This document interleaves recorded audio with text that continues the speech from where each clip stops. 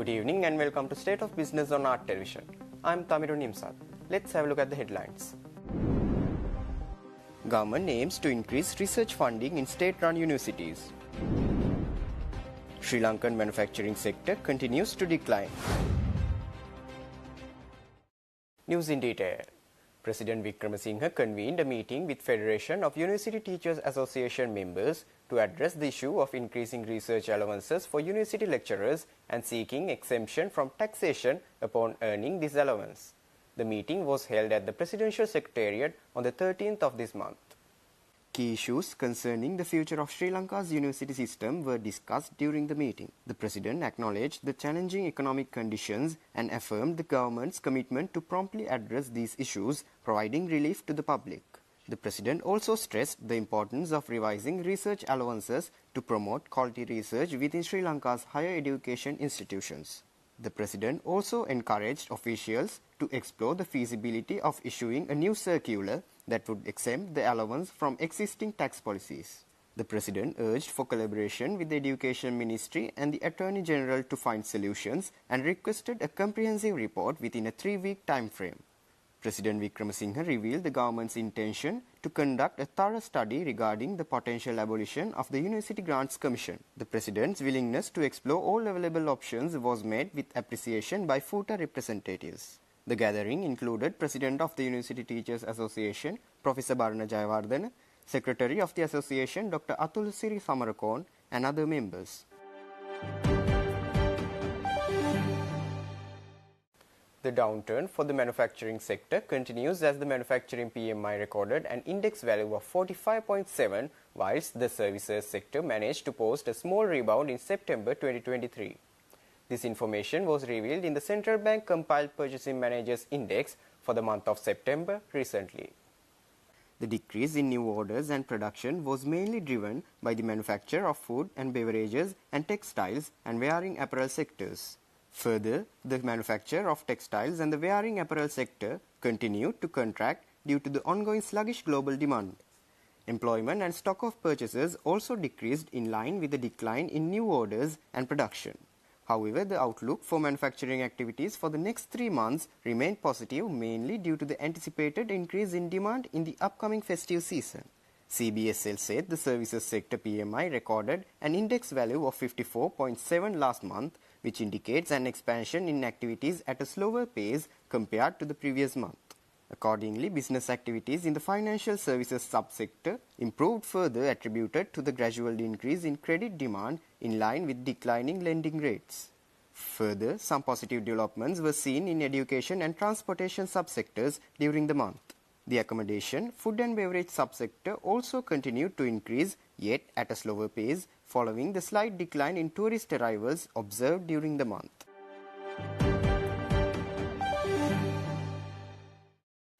National People's Power yesterday emphasized that the JVP led by NPP always stood for the abolishment of the executive presidential system but will not allow power-hungry politicians to remain in power using the same issue.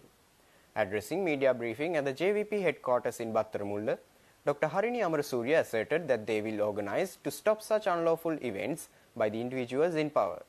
At this point, we all know that the discussion about the executive presidency is a long-standing issue in our country. The NPP and particularly the JVP, one of the major political party within the NPP, has always stood for the abolition of the executive presidency. However, our position on abolishing the executive presidency has always been with a viewpoint to strengthening democracy within the country. It is very clear that the intention of this government, when it is talking about abolishing the presidency, has nothing to do with strengthening democracy. In fact, it is very much to do with further limiting democracy. So in that sense, this is not an attempt for a progressive reform of the constitution, a constitutional reform that will further people's democratic rights. It is completely an effort to maintain their own power, to further limit people's democratic rights, and to remain in power by avoiding elections. So we want to categorically state at this point that the NPP will not fall into that trap, will not allow people's rights to be limited in this way, will not allow people's sovereign rights, their right to election, to be stolen in this way in order for a small group of corrupt, nepotistic, arrogant individuals to remain in power.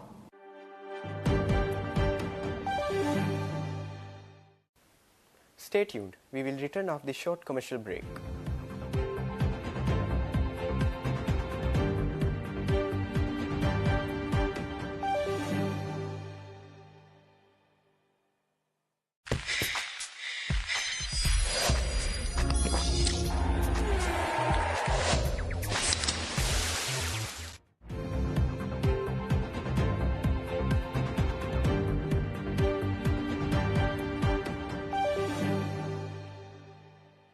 Welcome back after the break.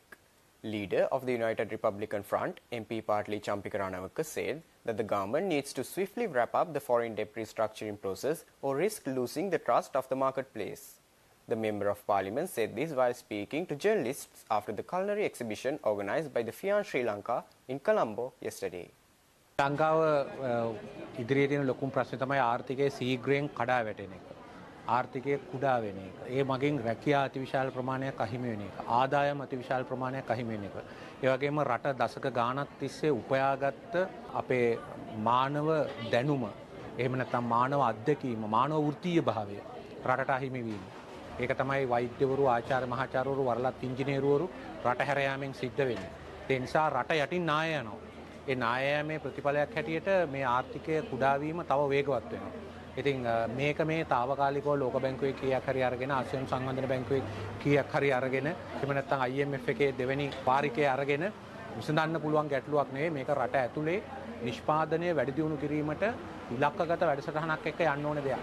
අපේ ඖෂධ ප්‍රශ්න විසඳ ගන්න පුළුවන්, බලශක්ති ප්‍රශ්න විසඳ ගන්න පුළුවන්, ආහාර ප්‍රශ්න විසඳ ගන්න පුළුවන් සහ ඩොලර් ප්‍රශ්න විසඳ ගන්න පුළුවන් එවැනි වැඩසටහනක් වැඩපිළිවෙලකින් පමණයි. ඉතින් දැනට තියෙන අභියෝගය තමයි විදේශීය ණය ප්‍රතිව්‍යුහගතකරණය. ඒ විදේශීය ණය ප්‍රතිව්‍යුහගතකරණය කරන්න අපිට බැරි වුණා සැප්තැම්බර් 30ට පෙර. ඉතින් ඒක දැන් අපිට මේ මාසෙවත් කරගන්න ඕනේ. එහෙම නැත්නම් මේ අපි වෙළඳ පොලේ විශ්වාසය කඩා වැටෙන නියමිතයි.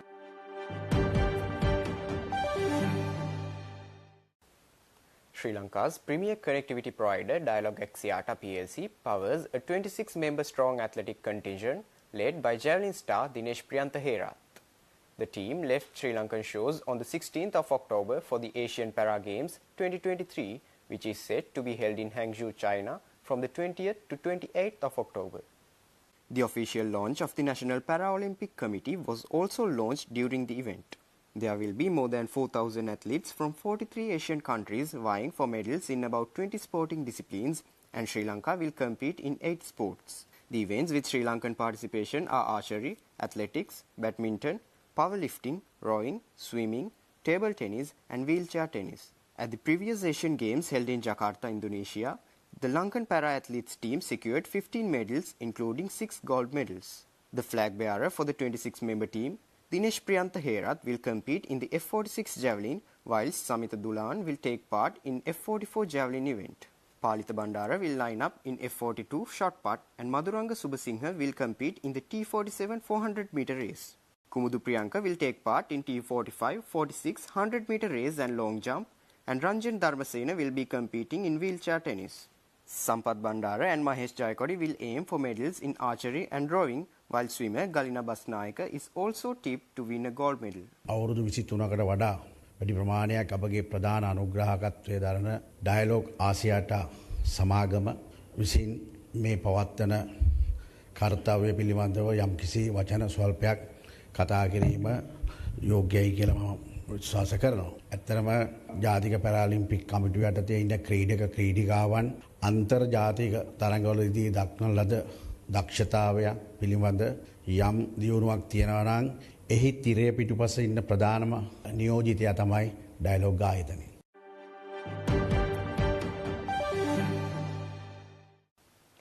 The CEO of Cogen, Dr. Harsha Subasinghe, said that by converting 1 million three-wheelers into electronic vehicles, around 5 million tons of carbon dioxide will be reduced in Sri Lanka. He said this during the signing of an agreement between the Citizens Development Bank and Cogen for the purpose of accelerating sustainable mobility solutions in Sri Lanka. Tuk-tuk produce about 5 tons of carbon dioxide. That's a huge amount of carbon dioxide. So converting a million tuk-tuks into electric, we will reduce about 5 million tons of carbon dioxide from Sri Lanka. Then I believe that those small compact vehicles can be used anywhere in the country. So we can go A to B with sustainable energy because it only uses 10 kilowatt battery, or air conditioning will use about 15 kilowatt battery pack to 16 kilowatt battery pack, as opposed to Tesla taking about 100 kilowatts battery pack to 120 kilowatts battery pack. So you do the same thing, 10 folds less, you are carrying the same 3 passengers. Whether you have a Tesla car which is carrying 100 kilowatt battery pack, and then you have a tuk-tuk carrying 3 people in the same one. And also the power to weight ratio, power to power ratio is also less. If you go there and look at the tuk-tuk, it's 500 kilograms, carrying 3 to 4 passengers. If you take Tesla, it's about 2,000 kilograms, carrying 3 to 4 passengers as well. So it's another goal that a lot of people want to achieve in the future, to make sure that small, compact, lightweight vehicles will be the future as well. So we also have a drones platform we'll be releasing next year, so that where you can have an eVTOL, a man-carrying drone, so you can go A to B on a drones as well, on electric. So those technologies have been designed and developed all in Sri Lanka. So we are glad that we taken that particular initiatives.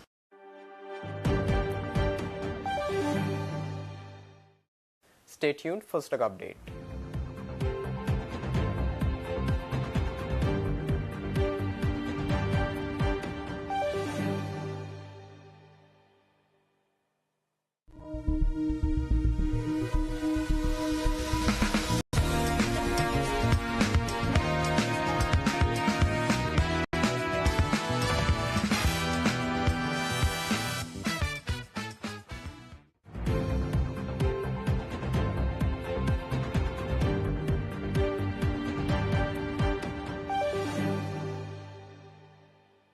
Trading at Colombo Stock Exchange ended on negative notes today.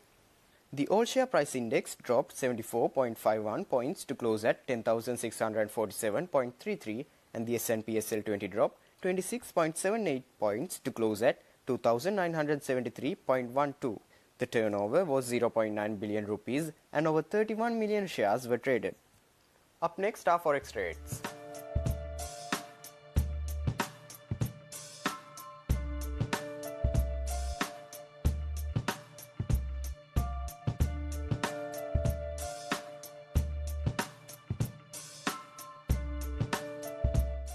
That's all our news for today. For this and more, subscribe to our channel on YouTube and follow us on Facebook. Take care and good night.